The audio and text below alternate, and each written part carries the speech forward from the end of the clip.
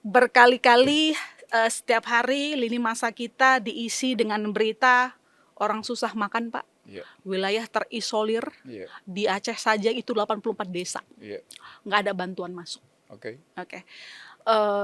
Infrastruktur rusak, Mhm, Pak Iksan pasti lihat di media, dan teman-teman relawan mhm. yang saling membantu. Makanya ada tagar warga bantu warga Iya, gitu. Dan tapi di tengah pemulihan itu Presiden Prabowo Subianto mengatakan, saya tidak punya tongkat Nabi Musa karena begitu banyaknya orang yang mengeluhkan lamanya penanganan. Kalau dari Pak Isan sendiri melihat korban tewas meninggal dunia lebih dari 1.000, Pak. Yang hilang belum dihitung lagi gitu. Jadi bagaimana Anda melihat tanggapan pemerintah soal bencana ini? yang pertama kita bicara dampaknya dulu ya. Oke. Dalam data saya, sepanjang 2.100 kilometer jalanan itu rusak, jalanan nasional. Jembatan yang rusak itu ada 31.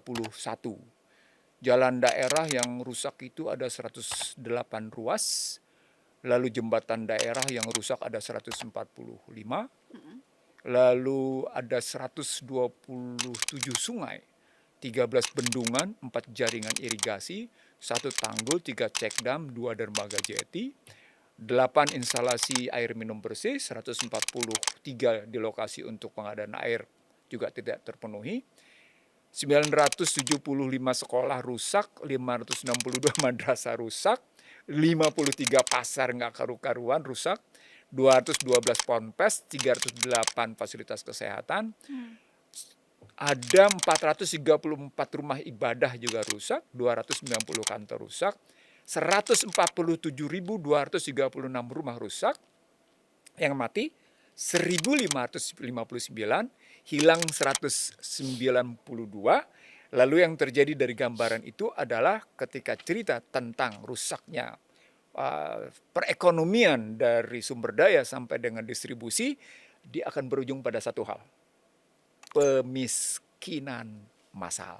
Pemiskinan massal. Artinya suka tidak suka daerah akan tidak berdaya sepenuhnya karena menghadapi bencana untuk mengatasi.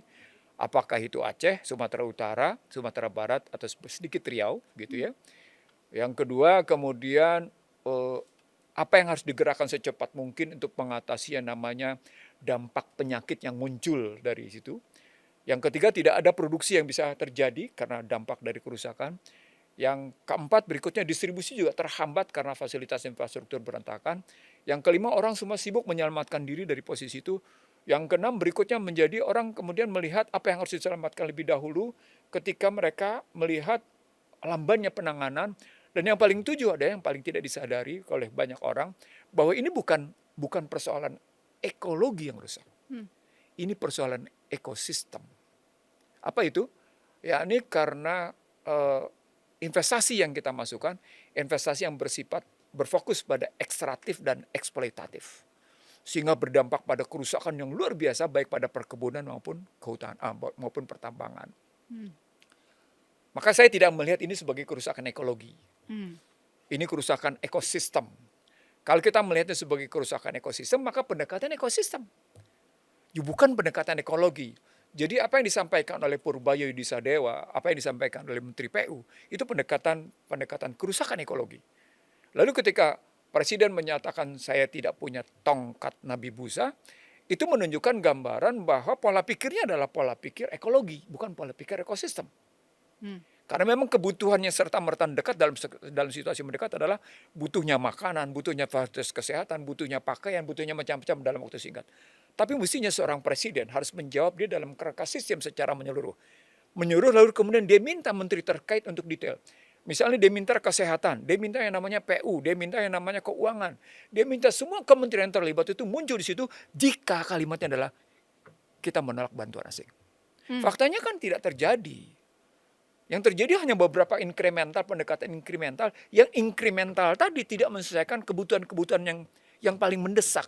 Itu problem besarnya. Sehingga orang merasa, ya tadi warga ngebantu warga dengan tagarnya. Bantuan ferry dianggap bermasalah.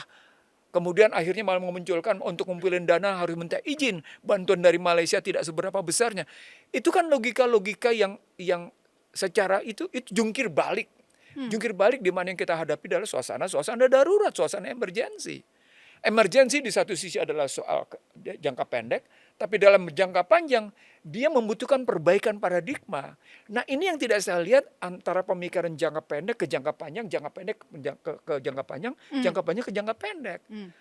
Jadi kalau Anda tadi berpikirnya bagaimana Prabowo bilang dia tidak punya tongkat Nambibusa, dia punya kekuasaan sepenuhnya ada di dia. Jadi memang dia tidak punya tongkat Nambibusa secara fisik, tapi dia punya tim, dia punya pasukan. Dia punya kemampuan keuangan. Betul bahwa yang namanya anggaran sekarang ini, yang terjadi sekarang, itu terjadi defisit sebesar 479,7 triliun per Oktober kemarin. Disebabkan penerimaan hanya mencapai 2.113,3 triliun, belanja 2.593 triliun, sehingga terjadi defisit. Itu menunjukkan memang APBN terbatas untuk mengatasi. Sekarang persoalan pokoknya, kenapa kemudian dalam keterbatasan kemampuan itu ada orang yang mengulurkan tangan, Anda tolak? Kan gitu pertanyaannya. Negara tetangga memberikan bantuan juga Anda terasa untuk tidak mau menerimanya. Tidak seberapa bantuan itu. Problemnya menjadi secara struktural menurut saya di paradigma. Di konflik kepentingan. Jadi ada kesalahan paradigma, ada konflik kepentingan, ada kegagapan menghadapi namanya manajemen bencana. Itu yang saya lihat.